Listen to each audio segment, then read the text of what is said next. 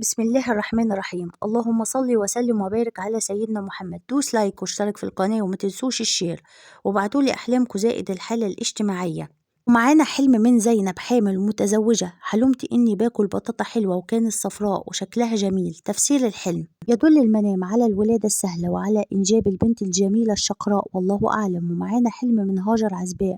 حلمت بأني سمعت خبر مرض خالي شقيق والدتي وحكوا إنه أصيب بالشلل، ولما رحت أزوره بالمستشفى رأيته ممدد على السرير ورجليه الاتنين مقطوعة، فصرت أبكي بكاء شديد وخرجت من غرفتي فوجدت الغرفة المجاورة زوجة خالي وزوجة جدي وليست جدتي، ولكن ما شفتهم يبكون، كانوا قاعدين مع بعض.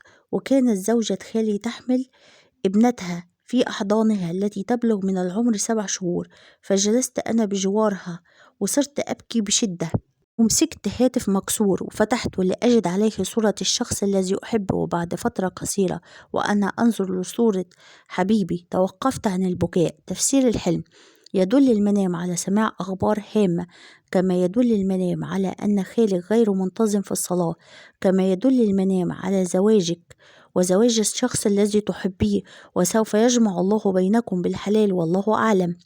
ومعانا حلم من سلوى عزباء. حلمت كنت مع شخص كان يريد خطبتي، ماشية معاه في الشارع وأرى عدد كبير من الكراسي الزرقاء وكأنه هو صاحب الكراسي الزرقاء. تفسير الحلم: يدل المنام على الزواج من هذا الشخص وإنجاب الأولاد الكثيرة إن شاء الله، كما يدل المنام على حدوث أحداث هامة.